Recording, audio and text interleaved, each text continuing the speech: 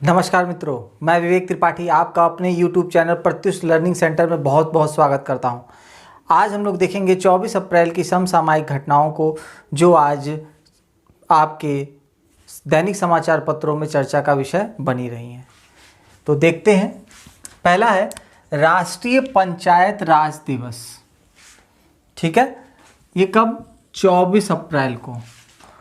कब मनाया गया? 24 अप्रैल को। 73वां संविधान अधिनियम 1992 है, जो 24 अप्रैल 1993 से क्या हुआ था? लागू हुआ था। तब से हमारा क्या है? राष्ट्रीय पंचायत राज दिवस क्या होता है? मनाया जाता है। बहुत इंपॉर्टेंट है ये 73वां संविधान संशोधन। हमेशा पॉलिटी के क्वेश्चन में पूछा जाता है, इसलिए आप लोग इसको जरूर देख करके जाएंगे। अगला है how the onion got its layer.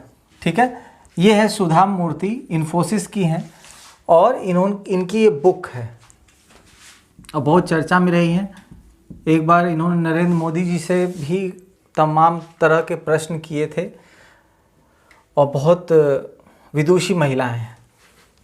अगला है get set go online coaching platform का शुभारंभ किस राज्य ने किया? कर्नाटक ने। ये बहुत इंपॉर्टेंट है। अपने यहाँ के छात्रों को नीट की और भी तमाम तरह के कोचिंग सुविधाएं उपलब्ध कराने के लिए कर्नाटक ने इस अभियान को क्या किया है? प्रारंभ किया है। तो गेट सेट गो अभियान कर्नाटक द्वारा। अगला है जूम चैलेंज जीतो 1 करोड़ की रकम। भारत सरकार ने यह क्या किया है? एक प्रस्ताव निकाला है, जूम चैलेंज जीतो 1 करोड़ की रकम। ये जूम ऐप की तर्ज पर। क्यों? क्योंकि जूम ऐप अभी बताया कि आपने देखा ही होगा कि 2 दिन पहले ही भारत सरकार मंत्रालय ने ये कहा कि जूम ऐप हमारे लिए क्या है? बहुत ज़्यादा मतलब उसमें प्राइवेसी नहीं है और ख़तरनाक भी आने वाले भविष्य में साबित हो सकता है। तो इसलिए जूम ऐप की तर्ज पर हमारे यहाँ भी एक ऐसा ऐप डेवलप हो सके जिसके आधार पर हम तमाम तरह के ऑनलाइन कोचिंग सेंटर्स ही नहीं और तमाम ऑनलाइन जो मीटिंग्स होती हैं उनको भी ऑर्गेनाइज करा सकें।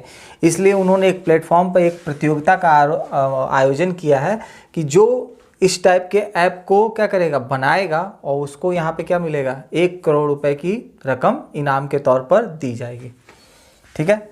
अगला है फेसबुक ने रिलायंस जियो प्लेटफॉर्म लिमिटेड में 9.99% क्या है? इसके शेयर खरीद लिए हैं। और इतना खरीदने के बाद रिलायंस जियो में फेसबुक जो है सबसे बड़ी पार्टनर के रूप में भी क्या हो गया? बाकी लोगों में सबसे ज़्यादा शेयर की हो गई है। आपने देखा ही होगा कि ये लोग मिल करके एक नए प्लेटफॉर्म का निर्माण कर रहे हैं। कल भी मैंने आपको बताया था कि एक सुपर ऐप बनाने की घोषणा हो रही है, तो ये कगार उसी की तर्ज पर किया गया है।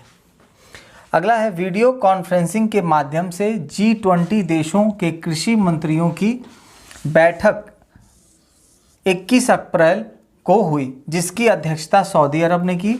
और भारत की तरफ से नरेंद्र सिंह तोमर ने केंद्रीय कृषि मंत्री है, उन्होंने इसकी क्या की है? अध्यक्षता की है। तो याद रखिएगा। ठीक है, इस बार कॉन्फ्रेंसिंग के माध्यम से ही इस बैठक को क्या किया गया है? आयोजित किया गया है। G20 के बारे में मैंने आपको बता दिया है कि भारत G20 का सदस्य है। G20 की स्थापना, G20 का मुख्यालय, G20 के देशों की संख्या 19+1 याद करिएगा, पिछले वीडियो में मैंने इसको बताया हुआ है। अगला है महामारी रोग अधिनियम 1897 के तहत स्वास्थ्य कर्मियों पर हमला करने वाले को गैर जमानती श्रेणी में रखा गया है।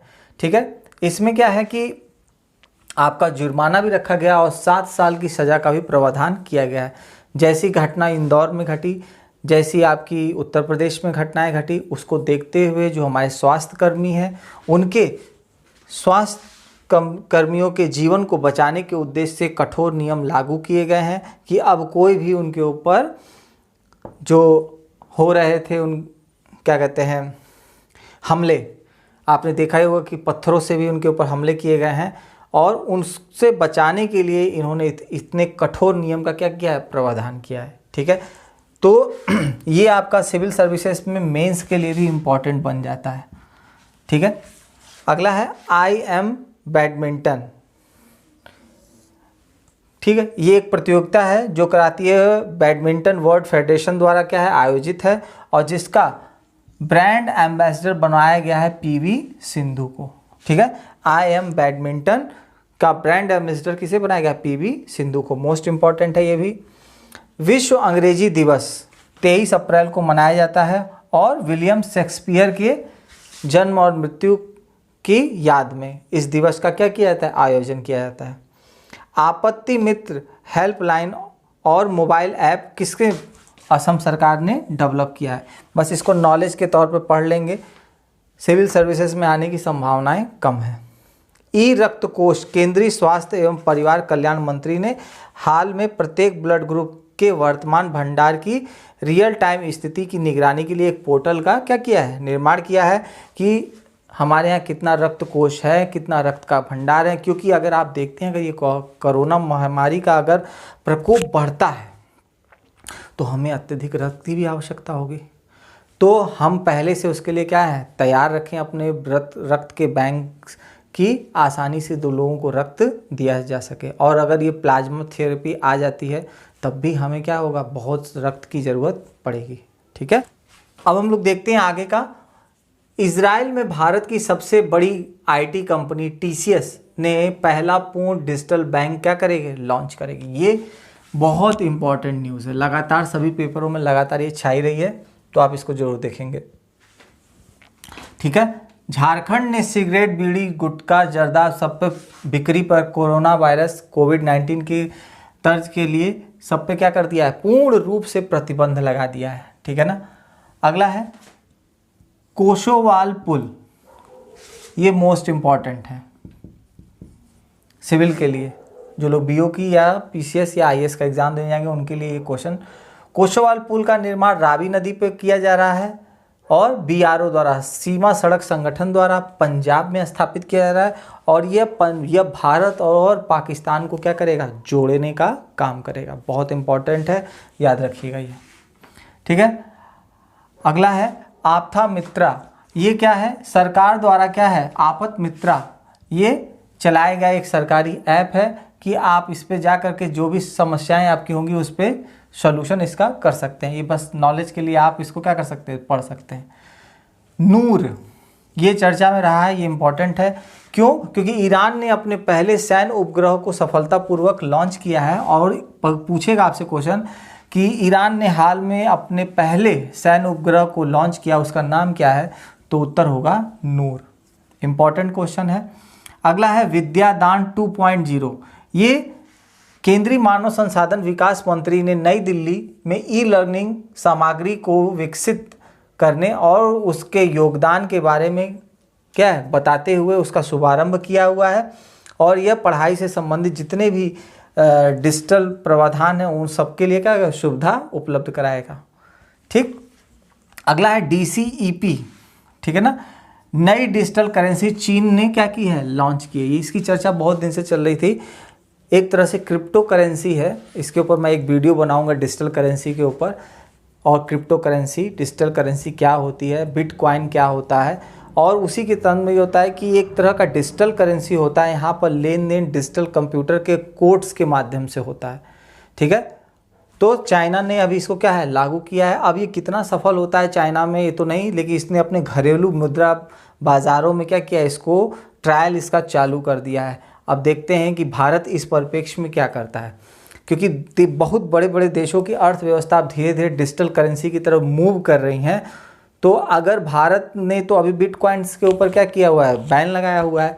अगर भारत भी डिजिटल करेंसी की परिप्रेक्ष्य में आगे जाता है तो वो समय के साथ आगे बढ़ता जाएगा। अगर भारत ने भी अगर कुछ इस तरह का कदम आगे इन फ्यूचर नहीं उठाया तो बाकी देशों के मुकाबले भारत क्या रह जाएगा, पीछे रह सकता है। तो देखते हैं भारत की अर्थव्यवस्था, भारत का स्ट्रक्चर और यहाँ के प्रशासनिक तंत्र कैसी नियम बनाते हैं। ठीक है, देखते हैं आज के प्रश्नों को। पहला प्रश्न है, पृथ्वी दिवस कब मनाया गया? आयु एवं साथी ऐप किस राज्य सरकार द्वारा लॉन्च किया गया? G20 देशों के कृषि मंत्रियों की बैठक की अध्यक्षता किस देश ने की? वी विल विन अभियान में किस भारतीय को शामिल किया गया? और किस देश ने औषधि उपयोग के लिए भांग की खेती को वैध किया? ये 5 महत्वपूर्ण प्रश्न हैं जिनके आप लोग उत्तर देंगे। कल के प्रश्नों का उत्तर दिया है सही उर्मिला पांडे, अमन गुप्ता, SS निधि शुक्ला, पल्लवी राय, आकाश रैना, भोलू सिंह, शिवांगी अग्रहरी, डेविल PTGHJ। इतने लोगों ने कल सही उत्तर दिए हैं, इनको बहुत बहुत बधाई हो। और ये कारवां हम लोग का बढ़ते जा रहा है। और मैं फिर से आपको बता दूं कि इस महीने के अंत में 10 लोगों का नाम सेलेक्ट होगा और जिनकी सबसे ज़्यादा प्रतिक्रिया रहेगी उनका नाम सेलेक्ट होगा और उनको मेरी तरफ से 10 लोगों को प्रैक्टिस पेपर दिया जाएगा। अगर आप एसएससी की तैयारी करते हैं तो एसएससी का, अगर आप बैंक की करते हैं तो बैंक का, और अगर टीजीटी, पीजीटी, पीआरटी कुछ भी जिस सब्जेक्ट की आप करते हैं मैं आपसे पूछ लूँगा। जिस सब्जेक्ट की आप तैयारी करते होंगे उस सब्जेक्ट का प्रैक्टिस पेपर आपको अवेलेबल कराया जाएगा मेरी तरफ से। ठीक है, कैसा लगा आपका वीडियो ज़रूर कमेंट बॉक्स में डालें और हमारे वीडियो को लाइक और सब्सक्राइब करें, शेयर भी करें और कोशिश करें कि वीडियो को पूरा देखा करें, क्योंकि आधा अधूरा ज्ञान लेकर के कहीं कुछ होने वाला नहीं है। तब तक के लिए जय हिंद, जय भारत।